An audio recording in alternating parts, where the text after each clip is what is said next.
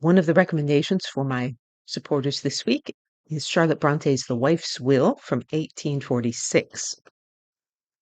This narrative poem was published by Charlotte Bronte under the pseudonym Currer Bell. The Bronte sisters, who were aged 26 to 30, issued their first collection of poems under male pseudonyms because they feared that readers would be prejudiced against poems written by women. The first edition of the poems having sold only a few copies, the Brontes turned to writing novels.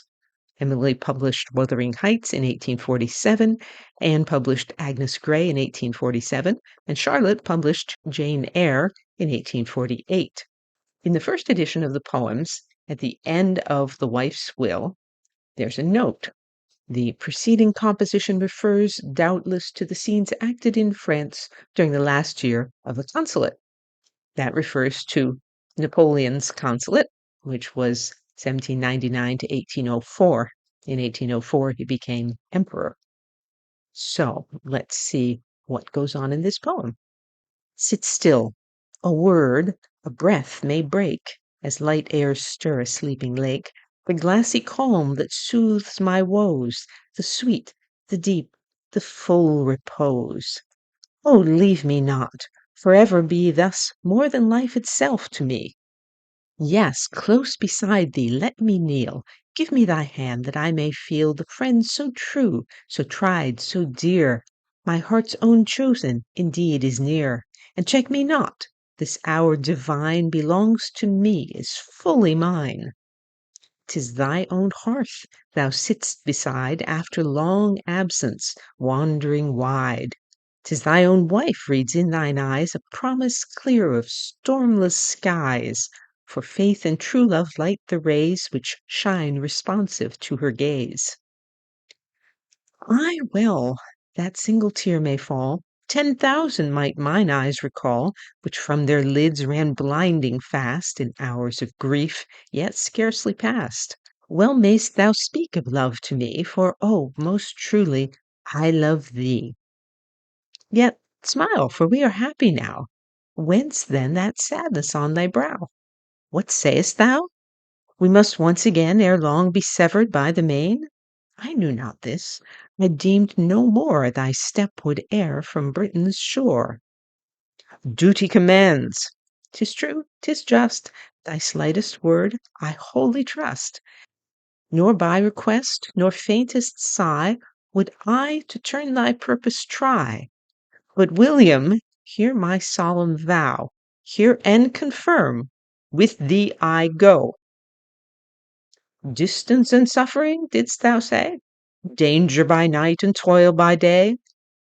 Oh, idle words and vain are these. Hear me, I cross with thee the seas. Such risk as thou must meet and dare, I, thy true wife, will duly share. Passive at home I will not pine. Thy toils, thy perils shall be mine. Grant this, and be hereafter paid by a warm heart's devoted aid. 'Tis granted, with that yielding kiss entered my soul unmingled bliss. Thanks, William, thanks! Thy love has joy, pure undefiled with base alloy. 'Tis not a passion false and blind, inspires and chains, absorbs my mind. Worthy, I feel, art thou to be loved with my perfect energy. This evening now shall sweetly flow, lit by our clear fire's happy glow, and parting's peace embittering fear is warned our hearts to come not near, for fate admits my soul's decree in bliss or bale to go with thee. Subhead, the wood. But 2 miles more, and then we rest. Well, there is still an hour of day, and long the brightness of the west will light us on our devious way. Sit then awhile here in this wood, so total is the solitude we safely may delay.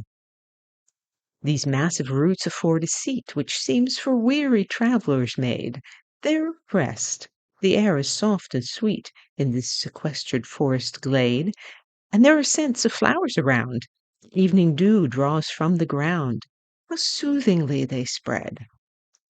Yes, I was tired, but not at heart. No, that beats full of sweet content. For now I have my natural part of action with adventure blent, cast forth on the wide world with thee, and all my once waste energy to weighty purpose bent. Yet say'st thou, spies around us roam, our aims are termed conspiracy? Haply no more our English home an anchorage for us may be? That there is risk our mutual blood may redden in some lonely wood the knife of treachery? Say'st thou, that where we lodge each night, in each lone farm or lonelier hall of Norman peer, ere morning light suspicion must as duly fall as day returns? Such vigilance presides and watches over France, such rigour governs all. I fear not, William.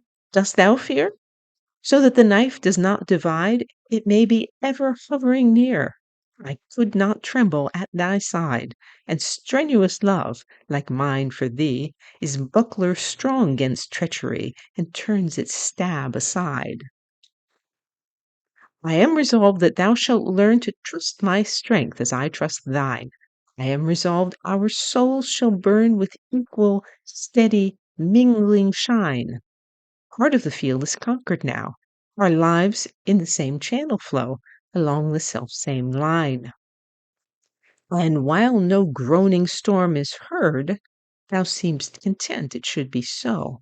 But soon as comes a warning word of danger, straight thine anxious brow bends over me a mournful shade, as doubting if my powers are made to ford the floods of woe. No, then it is my spirit swells and drinks with eager joy the air of freedom, where at last it dwells, chartered, common task to share with thee, and then it stirs alert, and pants to learn what menaced hurt demands for thee its care. Remember, I have crossed the deep, and stood with thee on deck, to gaze on waves that rose in threatening heap, while stagnant lay a heavy haze, dimly confusing sea with sky, and baffling even the pilot's eye, intent to thread the maze of rocks from Britannia's dangerous coast, and find a way to steer our band to the one point obscure, which lost, clung us as victims on the strand. All elsewhere gleamed the Gallic sword, and not a wherry could be moored along the guarded land. I feared not then, I fear not now. The interest of each stirring scene wakes a new sense, a welcome glow in every nerve and bounding vein. Alike on turbid Channel sea, or in still wood of Normandy, I feel as born again. The rain descended that wild morn, when, anchoring in the cove at last, our band, all weary and forlorn, ashore, like wave-worn sailors cast, sought for sheltering roof in vain, but scarce could scanty food obtain to break their morning fast. Thou didst thy crust with me divide, thou didst thy cloak around me fold, and sitting silent by thy side, I ate the bread in peace untold, given kindly from thy hand, 'twas sweet as costly fare or princely treat on royal plate of gold. Sharp blew the sleet upon my face, and rising wild the gusty wind drove on those thundering waves apace, our crew so late and left behind. Spite of frozen shower and storm, so close to thee my heart beat warm, and tranquil slept my mind. So now, nor footsore nor oppressed with walking all this August day, we taste a heaven in this brief rest, this gipsy halt beside the way. England's wild flowers are fair to view, like balm is England's summer dew, like gold her sunset ray. But the white violets growing here are sweeter than I have yet seen, and ne'er did dew so pure and clear distil on forest mosses green, as now, called forth by summer heat, perfumes our cool and fresh retreat, these fragrant limes between.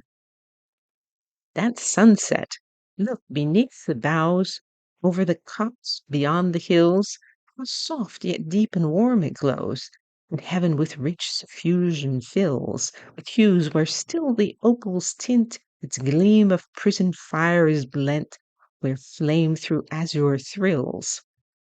Depart we now, For fast will fade that solemn splendor of decline, and deep must be the aftershade, as stars alone to-night will shine. No moon is destined, pale, to gaze on such a day's vast phoenix blaze, a day in fires decayed. There, hand in hand, we tread again the mazes of this varying wood, and soon amid a cultured plain, girt in with fertile solitude, we shall our resting place descry, marked by one roof tree towering high above a farmstead rude. Refreshed ere long with rustic fare, we'll seek a couch of dreamless ease.